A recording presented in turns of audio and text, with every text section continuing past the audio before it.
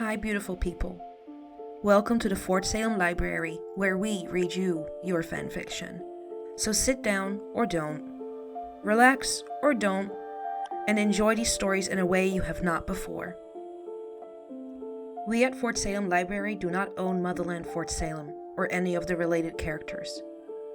The Motherland Fort Salem series is created by Elliot Lawrence and owned by Freeform. This story is a work of fanfiction and is meant for entertainment only. We are not making any profit from these stories. All rights of the original Motherland Fort Salem story belong to Freeform.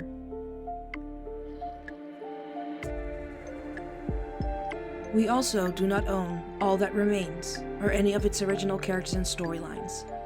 We did, however, get permission from the author to read their story. This story was created and written by TrueFreak89, and you can find a link in our show notes. This story is being read to you by Angela.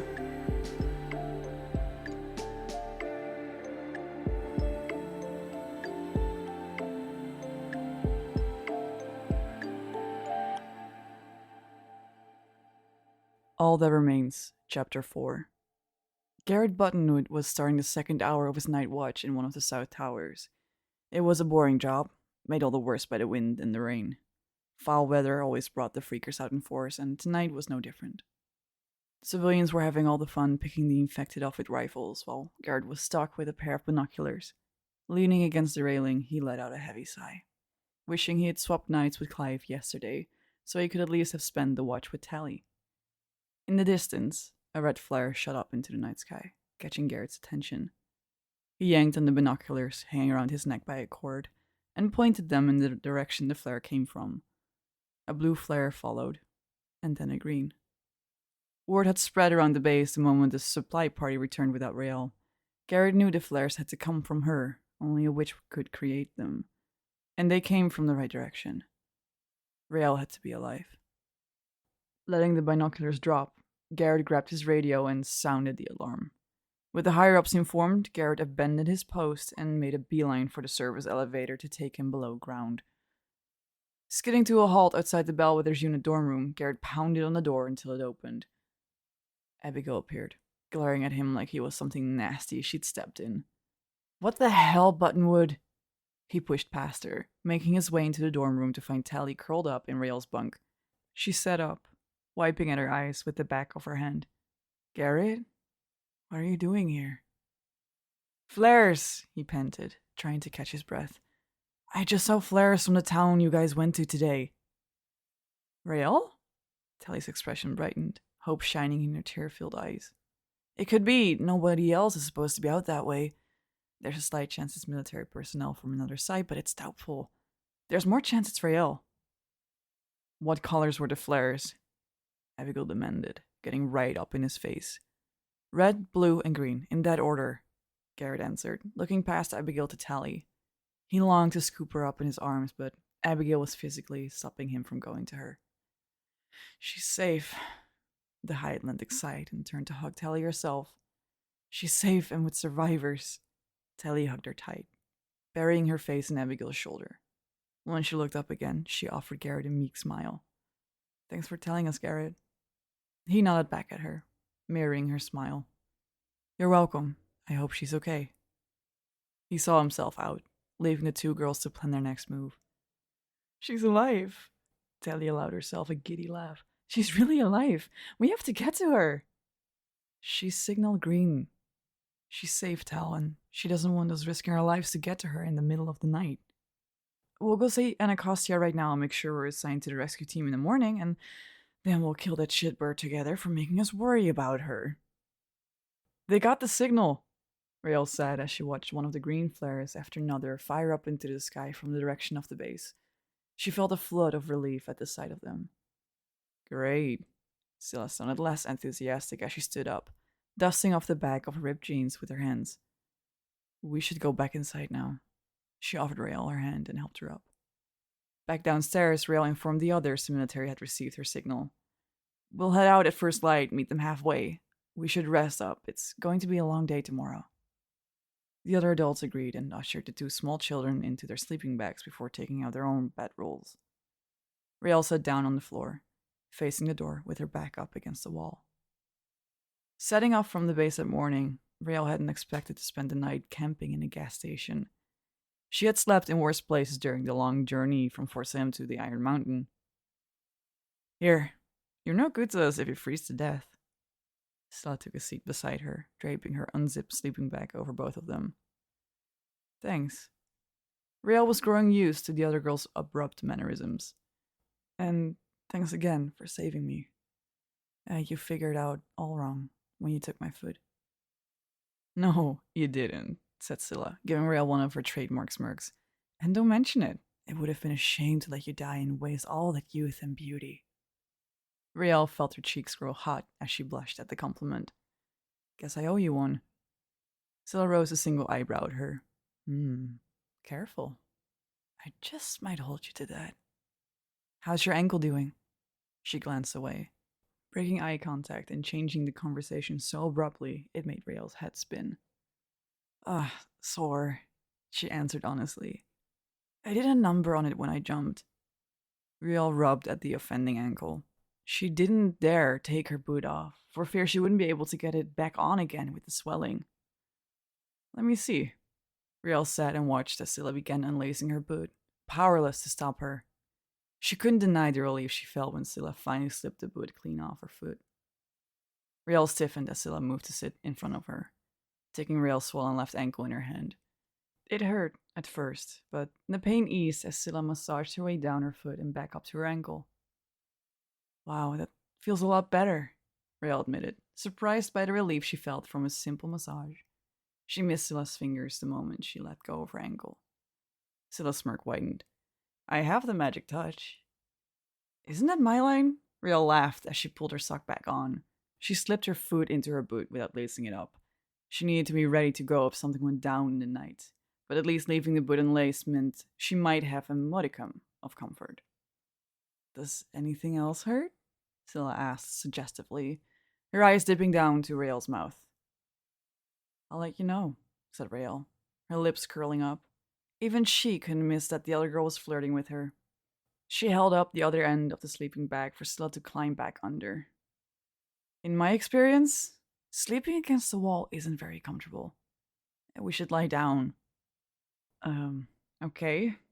Rael glanced around the room like Scylla had told her she wanted them to have sex in the middle of it. The others were all settled in their sleeping bags with their lanterns and candles snuffed out. Rael followed Scylla's lead and lay down beside her, pulling the sleeping bag over them both like a blanket. With the windows blacked out, it cast the room in total darkness, and Rael struggled to see more than a foot in front of her. She felt Scylla behind her, though, as the other girls shuffled closer, a breath hot on the back of Rael's neck. She was in a room full of people, and more turned on than she could ever remember being in her life. Abigail would laugh her ass off if she could see her. Rael hoped her unit was safely back home at the base. She would kill that no-good civilian Max when she got her hands on him, if Abigail hadn't already gotten to him first. Rael found it impossible to sleep. She was used to the electronic hum of the base. The silence was unnerving.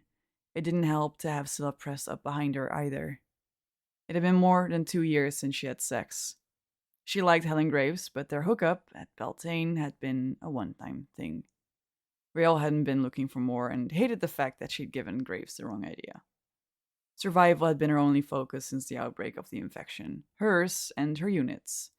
There had been no time for relationships since the world ended, but that didn't mean Rael didn't miss the physical comfort of sex. She rolled onto her back and let out a sigh. She was exhausted, but her mind wouldn't let her sleep. Next to her, Scylla stirred. Sigh again, and I'm going to gag you. Go to sleep. Yes, ma'am, Rael muttered, her cheeks reddening at the thought of Scylla following through with that threat. You follow orders. I like that in a girl. Rael could hear the smirk in Scylla's voice. She felt flushed and hot and bothered all over. Rael couldn't take much more of the other girl's teasing. Someone should be on watch. I'll go. Rael sat up, but Scylla tucked her back down by the back of her shirt. We're safe. The place is locked up tight, and we've been here for days. The others needed rest. Scylla spoke in a hushed whisper, so as not to disturb them. Rael rolled over to face her, to make it easier to hear. She propped her arm under her chin. Where do you come from? I know their story, but not yours. Well, not much to tell. Scylla gave a shrug, being as evasive as she was earlier. I'm just keeping moving, looking for that elusive safe place. Iron Mountain is safe. Scylla scoffed. Maybe from the freaks. What do you mean by that? Never mind, soldier girl. Get some sleep. She rolled over, facing away from Rael and making it clear the conversation was over. Rael was the first one up the next morning, rising before dawn. She'd barely slept anyway. At least the swelling had gone down in her ankle, making it easy for her to lace up her left boot. She took the fire escape up to the roof. The air felt cool and calm after the previous night's storm. It was early fall and the leaves were changing colors. This used to be Rael's favorite time of the year, but now it meant longer nights and darker mornings and more times for freakers to roam. Rael sighed, her breath appearing as a cloud of mist in front of her. They called the world outside the base the shit, because that's what it was. All shit. Rael used to dream of a life free of conscription and the military, a life where she could have a home and maybe even a family and not worry about being deployed to some godforsaken hellhole and never seeing them again. The dream was over now. The military was all that was left of her. Her unit was her only family. She had no hope of a life outside the service. The average life expectancy for a witch had always been lower than in civilians, but now it was dismal. Rael would be lucky to make it to 30. She would never get what Grandpa Joe and Mary had, what her parents had found, even if only for a short while. That kind of life didn't exist anymore. Hey! Scylla appeared at the top of the fire escape, wrapped up in her sleeping bag. She walked over to the ledge and joined Rael. Sitting shoulder to shoulder, she offered her part of the sleeping bag to wrap up in. Rael took it. It was cold out. What are you doing up here? Just getting some air, thinking about my unit. I hope they made it back okay. I couldn't forgive myself if something happened and I wasn't there to help them. I'm sure they're okay. Scylla placed a hand on Rael's knee. She felt a shiver run down her spine, and it had nothing to do with the cold. I hope so. So, are you ever going to tell me anything about yourself, like your last name or where you're from? The other girl laughed and bit her lip, playfully knocking her shoulders into Rael's. Well, I'm from all over. Traveled a lot growing up, never really stayed anywhere long enough to put down roots. Sounds lonely, Rael said. What did your parents do? They died, Scylla answered flatly, looking away from the other girl. I'm sorry. Was it before or after the infection? Rael chewed the inside of her cheek before adding, My mama died before. I'm not sure about my pa. Scylla wrapped her arms around herself, her gaze still fixed on something distant on the horizon. I don't really want to talk about it. I'm sorry. That's okay, Rael shrugged. Her mom had been dead going on 3 years, and she still struggled to talk about it sometimes. People grieved differently. Whether Scylla's parents had died 10 days ago, 10 years ago. She didn't owe Rael that story. Rael carried on talking, filling the silence. I am from the session. Mama was a fixer, Pa a mechanic. He was a civilian? Scylla asked, surprised by the revelation. Not a lot of witches married civilians, and even fewer had children with them. Rael smiled. My mama wasn't interested in getting married for 5 years and turning out babies for the color bloodline. She said she knew at an early age, if she was going to give someone her heart, it would be forever. My pa swept her off her feet right before basic. They had me a few years later. She called me her little miracle. Her smile faded. She died in service, 3 years ago now. Her platoon got trapped in a bunker in Liberia, and the most fucked up thing is her commanding officer, the witch who got her killed. Her daughter is one of only 2 people I have left to call my family. She clenches her fists, her anger playing out openly on her face. Scylla reached across, taking one of Rael's hands in her own and lacing their fingers together. But you still enlisted? Riel turned her head, looking at the other girl curiously. She gave out a hollow laugh.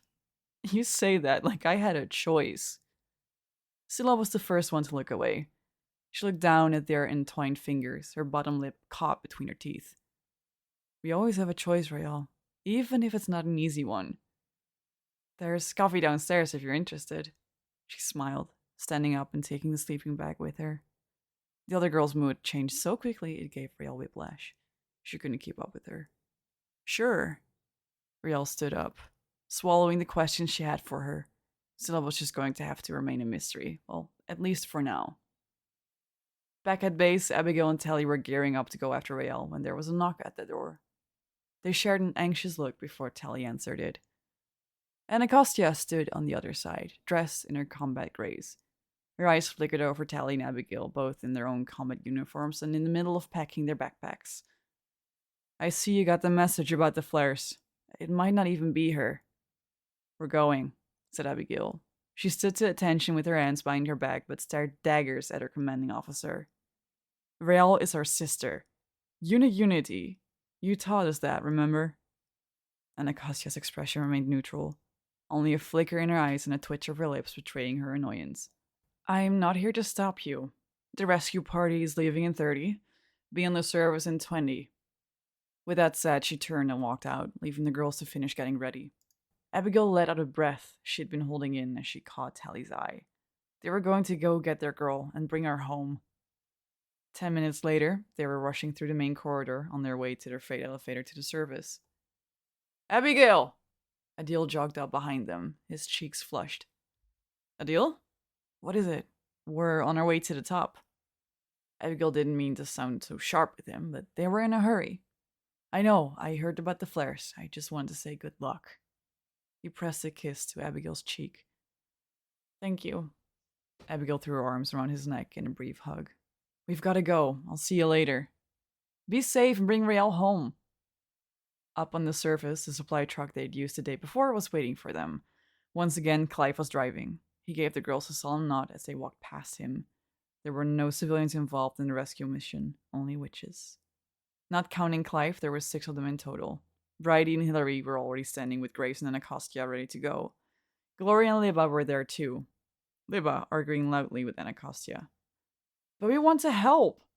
I understand that, said Anacostia, her frustration starting to show.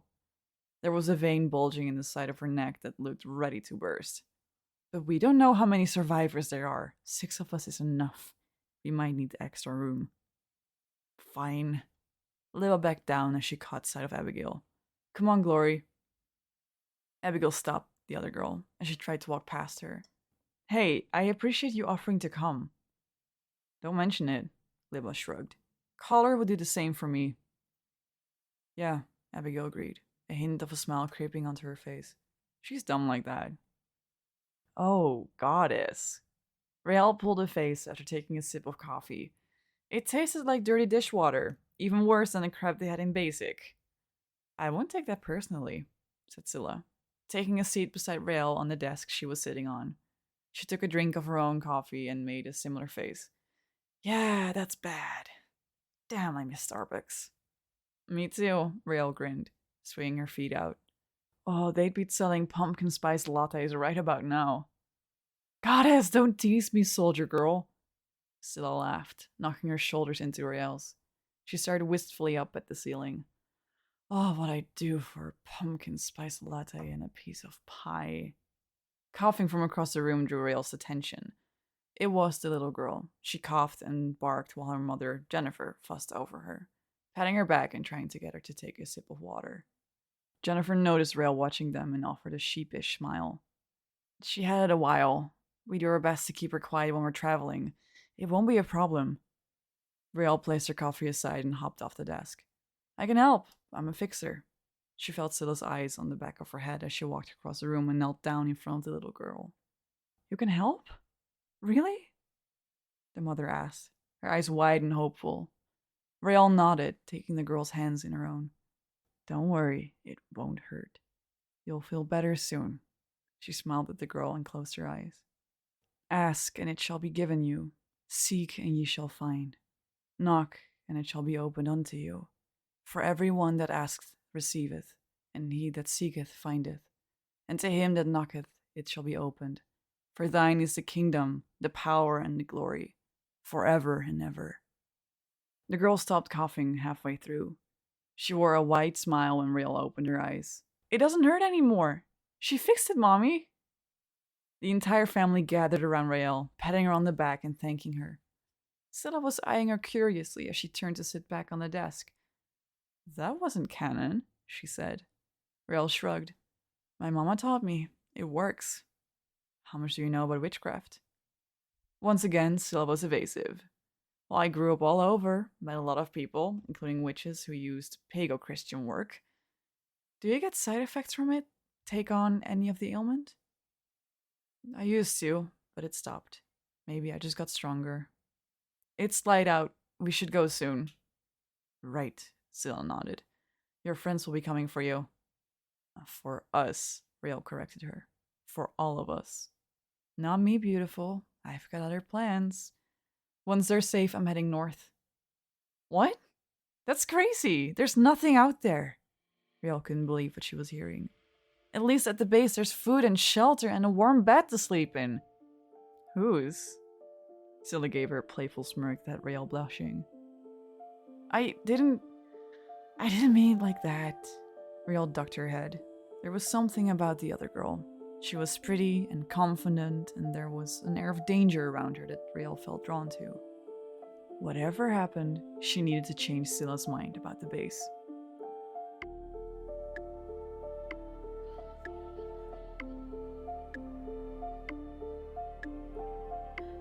Please find the fanfiction you just listened to on Archive of Our Own and leave the author some love. Without them, this wouldn't be possible, and we want to thank them from the bottoms of our hearts for creating these amazing stories and keeping the show alive.